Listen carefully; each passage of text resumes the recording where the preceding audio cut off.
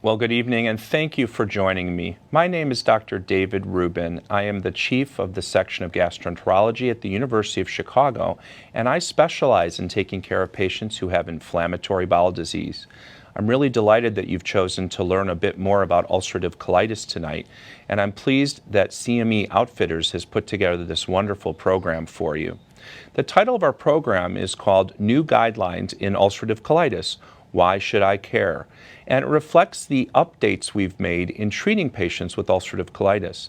There, in fact, have been a number of significant improvements in the way we diagnose and treat people who have this condition. And I'm delighted to share them with you tonight, as well as some of the newer guidelines that have been published and recommended to my colleagues who take care of patients like you. Ulcerative colitis is a chronic condition. That means that it lasts for almost a lifetime or for your entire lifetime. It is most often diagnosed in people between ages 15 and 30, but very importantly, some people are older when they're diagnosed with ulcerative colitis. The cause of ulcerative colitis is not known, but it is characterized predominantly by inflammation of the large intestine. Your large intestine consists of the rectum, which is the last 6 or 8 inches of it, and the colon, which is the remaining part of the large intestine. Your anal canal and your appendix are also part of the large intestine, but they are not involved in the condition known as ulcerative colitis. The inflammation in ulcerative colitis continues from the rectum up into the colon and is in a continuous fashion that may involve just the rectum, where we call it proctitis, or parts of the colon, where we call it proctosigmoiditis, where it involves the sigmoid colon, or the left part of the abdominal cavity in the left colon, where we call it left-sided colitis, or the entire colon may be involved, where we call it extensive or pancolitis. The extent of colitis and what causes it is not really understood, but we recognize that different people have different extents of this condition. The main symptoms of ulcerative colitis are urgency to go to the bathroom and bloody bowel movements. Because this condition is chronic and can go on for quite a while, some patients live with these symptoms before they're diagnosed and are quite nervous about what it might be. The condition is also characterized by what we call relapsing and remitting features. That means that it is active at times and gives people lots of symptoms, and at other times it's in remission or quiet, and patients may feel completely back to their usual self.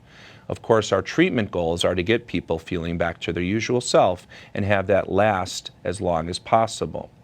There are many different treatments available for ulcerative colitis, and even though we don't know the cause, we've gotten much better at monitoring the condition as well as treating it to control it. Now, I have some representative images of what ulcerative colitis can look like for you here. All the way on the left is what a normal colon looks like when we use a scope like a colonoscope to look inside the bowel.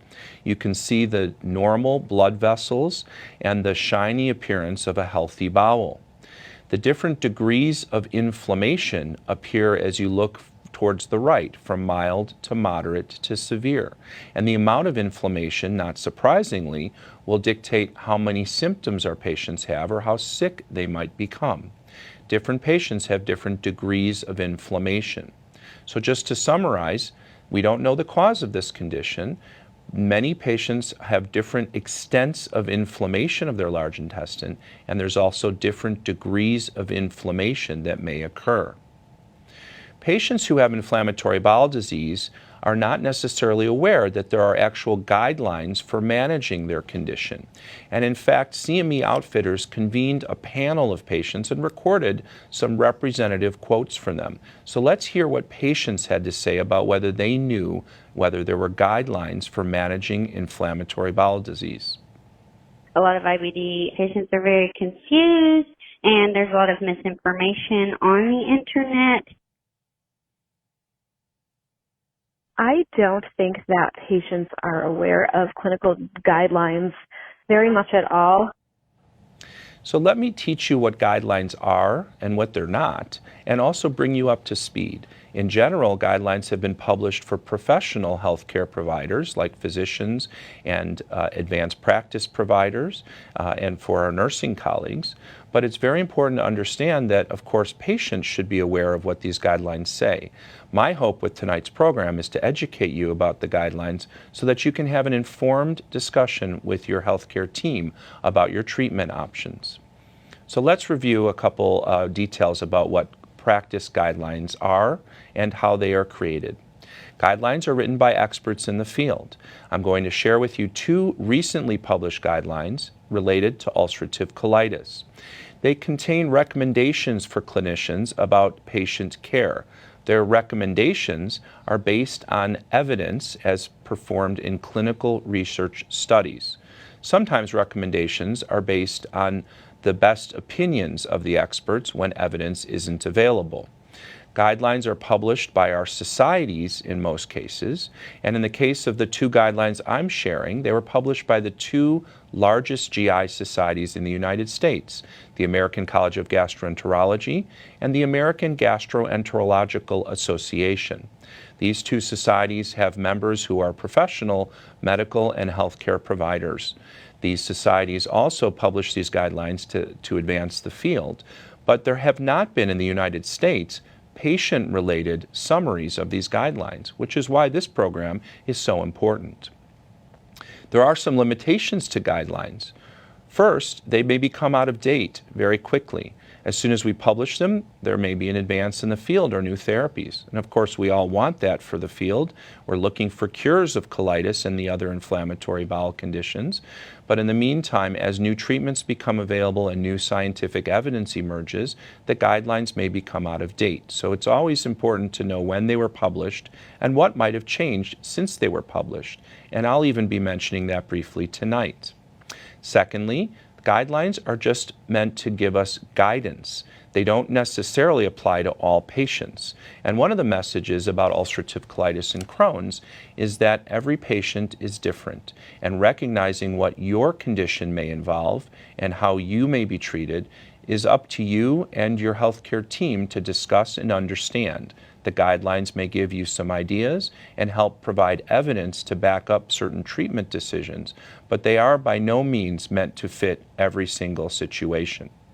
And lastly, as much as we'd like the guidelines to influence how insurance companies and other payers provide support and approve the payment of different treatment strategies, sometimes the guidelines aren't known by our payers or are just ignored by the payers because the evidence isn't strong enough, or perhaps the recommendation is too expensive.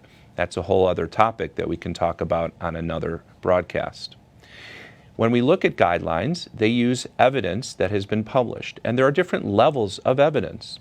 The lowest level of evidence are the opinions of experts when there's no research to back up those opinions. The opinions may be formed by experts who are very experienced, but without any clinical scientific studies to back up those opinions, that's why this is considered the lowest level of evidence. They may be included in guidelines, but are noted as such. Secondly, would be cases that are reported, individual cases or case series of multiple patients who have similar disease characteristics or responses to new therapies or different uses of existing therapies may be included, and that's the next level of evidence. A higher level of evidence than the one that the Food and Drug Administration asks for before drugs get approved for their availability and use is a randomized clinical trial. And a randomized trial in which both the investigator and the patient are blinded as to whether they're receiving one treatment or another is the highest level of scientific evidence. So having randomized trials that are blinded that demonstrate the benefit of one treatment over another is a higher level of evidence. And when there have been multiple randomized trials that all demonstrate the same result, that's the highest level of evidence that factors into a guideline. So as I summarize the two major guidelines during this program, I want you to keep in mind that there are different levels of evidence for the different types of recommendation. It's impossible for me to go through all the recommendations of these two guidelines tonight, but I do want you to understand the main principles and some of the general thoughts that that went into these guidelines and that you should know when you're talking to your healthcare team. There are many similarities between the American College of Gastro guideline on the left, which I was part of, and the AGA, or the American Gastroenterological Association guideline on the right.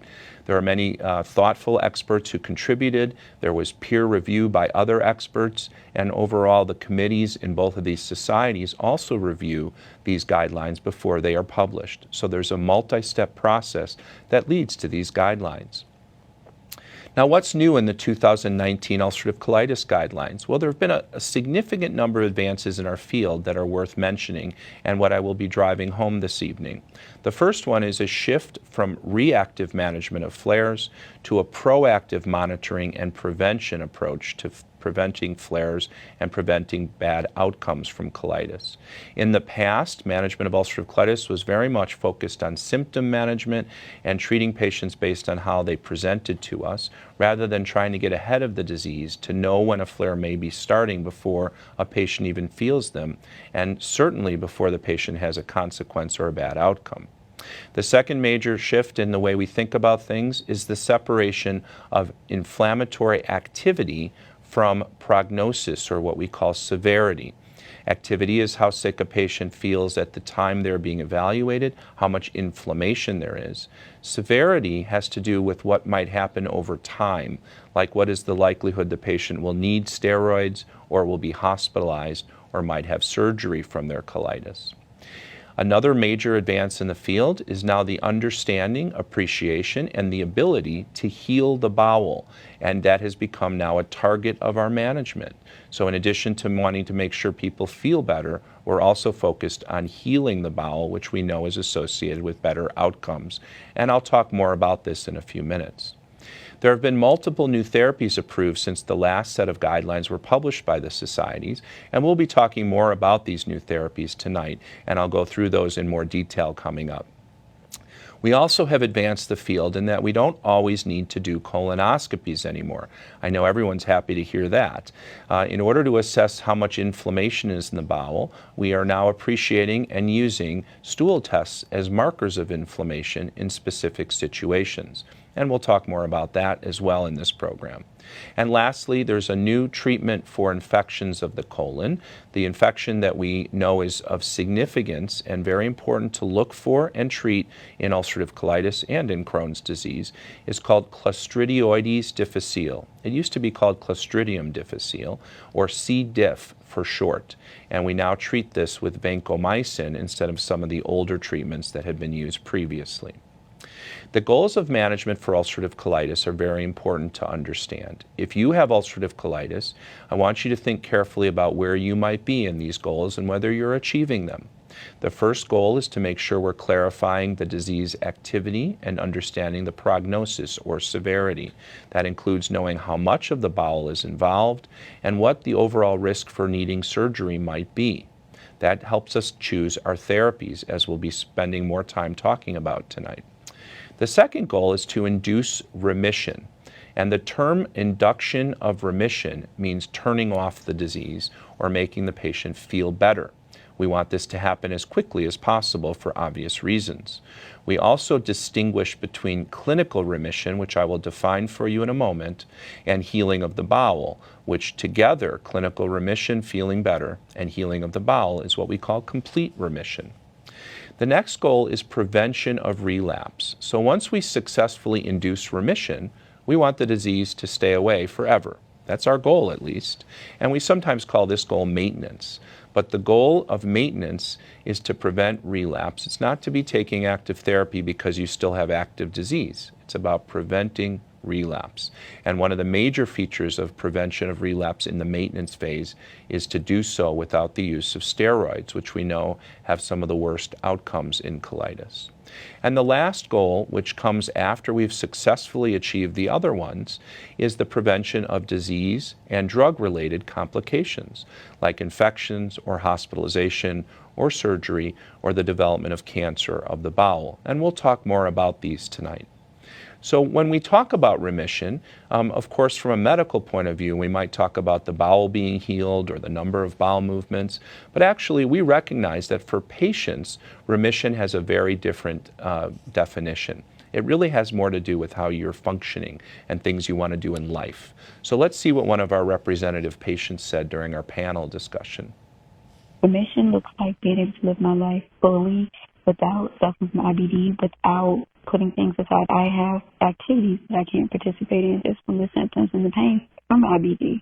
I have had to sit out from things, had to leave work early because of my symptoms. So remission to me is not having to do things like that where my life is impacted in a negative way. So you obviously hear from this patient how much remission means functioning, doing all the things that are important in life. And I completely understand that. And that's what we're trying to achieve for our patients. And for some patients, getting back to their normal life activities, taking care of family, going to school, getting to work, are different, and we have to think carefully about what would be most important for them as we try to choose our treatment options. Now, there are different levels of ulcerative colitis activity. The first column in this table, that is from the ACG guidelines, summarizes some of the different features of disease activity: number of stools, whether there's blood in the stools, whether the patient has urgency, meaning they have to run to the bathroom, the blood count, markers of inflammation, and also how the bowel looks if we use a scope. You can see in the second column how we define remission, which means the patient is both having formed stools without any blood or urgency, but also all the inflammatory markers, labs, and the endoscopic appearance of the bowel is normal.